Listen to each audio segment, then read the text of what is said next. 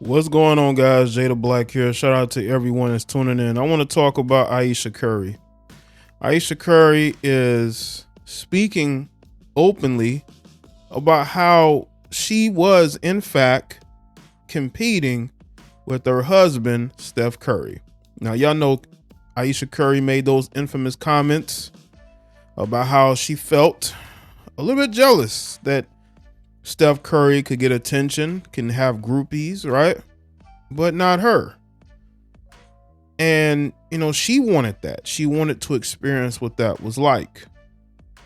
And of course, after what she said went very viral, she tried to make it seem like people took what she said out of context. No one took anything of what you said out of context. As a matter of fact, your comments now justify the amount of backlash that you receive, because now she's openly admitting that she was competing with Steph Curry. Why? I have no idea, but that is your Western woman. And of course, she's a Democrat. That's what Democrat women do. They compete with men and lose, but they compete with men nonetheless. Even the men that they are married to, the men that they are in relationships with, they are competing with those men as well. And she's openly admitting it now. Now, we've heard rumors and things of that nature in regards to what goes on in this marriage. But if there's one thing I know, is that women like Ayesha Curry are out there. Women who seemingly have it all. They have a successful husband, a successful life. They have children. But they still have this emptiness in them. I think Ayesha is one of those women, no matter how good her life is, she has an emptiness because she feels like she should have been the star. Wasn't she trying to get into acting right during the time that she met Stephen Curry? She wanted to always be famous. That's why she started doing the cooking shows. She always wanted to be famous. She always wanted to be a celebrity. She is now, thanks to Steph. But I do think there's always been jealousy there. A lot of these women are jealous of their husbands. That's why they try to steal the spotlight from them. Look at Patrick Mahomes' wife, Brittany Mahomes.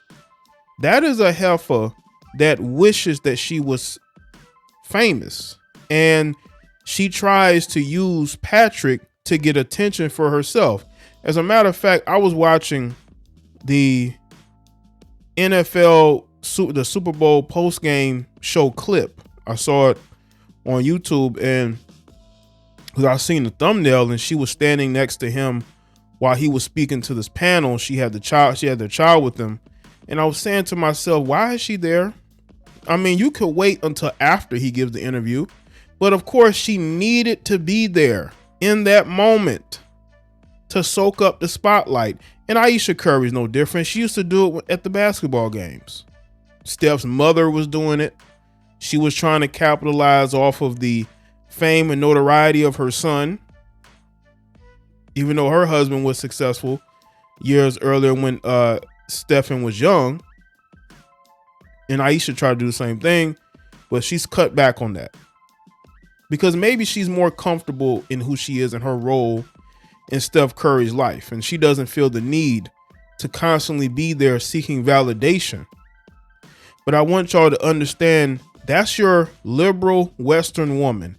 They all want to compete with the men that they're with. That's why you see women who are successful date lesser successful men, because they want to be the successful one in the relationship.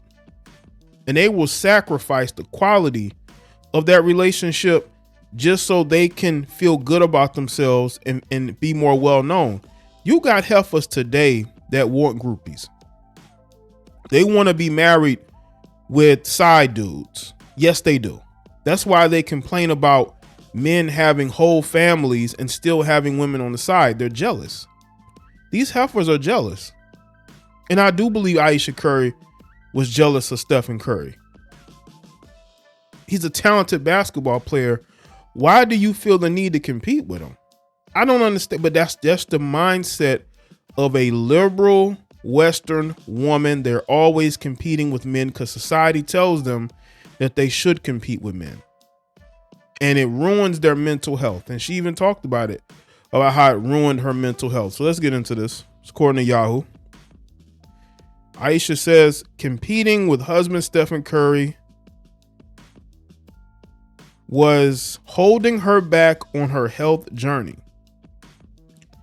Ayesha Curry says her husband, Steph Curry, held her back on her health journey in a very unexpected way. See that? You see and this is what you call clickbait.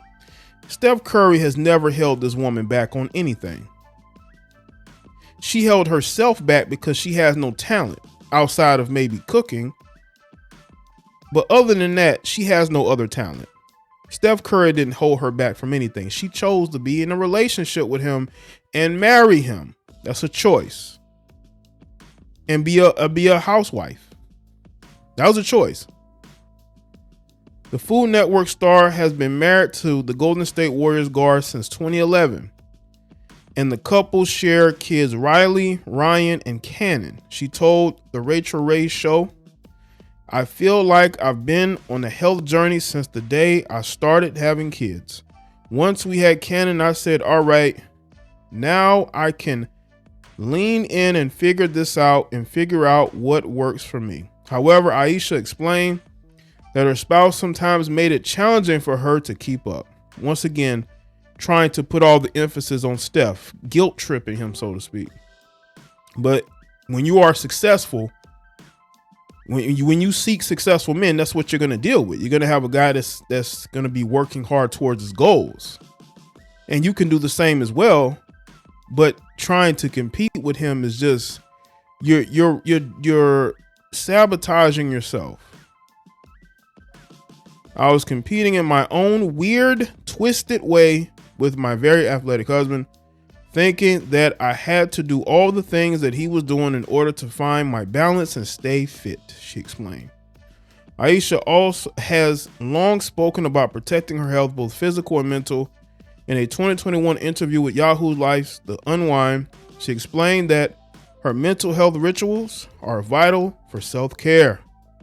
Even though she didn't grow up that way, I didn't know it was necessary to take time for myself until after having kids. So I've been backtracking, trying to understand that aspect, and it is life-changing. She explained at the time, for me, I tried to prioritize waking up before the kids, so then I have that hour for myself in the morning to meditate or to do yoga. Even a workout is a form of meditation for me, so I try to just have an hour for myself before the chaos of the morning, and that for me is a game changer. In December, the Full Plate author spoke with Aaron and Sarah Foster of the world's first podcast about shifting her internal conversation around mental health after it wasn't prioritized by her family growing up. What I had to start telling myself, though, through a lot of therapy and self-care, is that it's okay to have those days. Sometimes, she said, let the thoughts happen, let the feelings happen, let them flow out. For me, it was years of undoing of what I was taught as a child, which was to suppress. It was years of learning how to undo that, to let it flow through. Crying is not a bad thing. It's fine. And I cry a lot, you guys, and I'm proud of it. Well, of course you should cry. You're a woman. You see what I'm talking about? You see how she was raised to suppress. She was raised in a masculine way, is what she's probably trying to articulate here. Because men are taught, because boys are taught to suppress things, not women. So if you're being taught to suppress your feelings and emotions, that means you're being raised to be masculine. And I believe she may have been raised to be more of a masculine woman, which women should not be raised to be masculine, but that's what happens. You see, that's what happens when you have people who are raising their children to compete with boys. Instead of telling your daughter to be herself, but also you can seek success and be yourself. You should never suppress your feelings because you're a girl. But they're trying to raise boys and girls the same way, and that never works well. Never works well. And now you see why she felt like growing up, becoming an adult, that she had to compete with Steph Curry. It was because, she wants to pin it on how she was raised, which I don't think she's wrong. I do think you have a lot of parents out here raising their daughters wrong. You may look at Ayesha, you see a feminine woman, but inside that may not be who she is. That's why she felt the need to tell the world that she wants groupies too. She wants fans. She wants the same level of respect and the same level of fame that her husband has.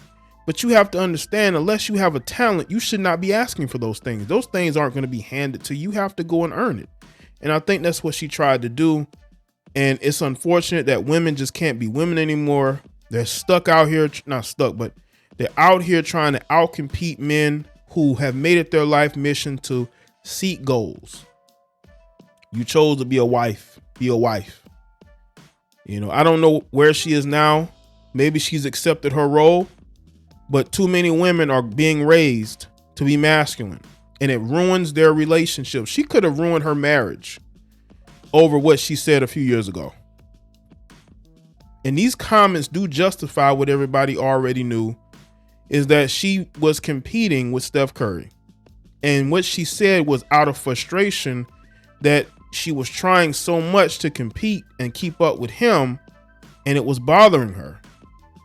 And now she's justified. People can't say that it was taken out of context. She just basically confirmed what we already knew.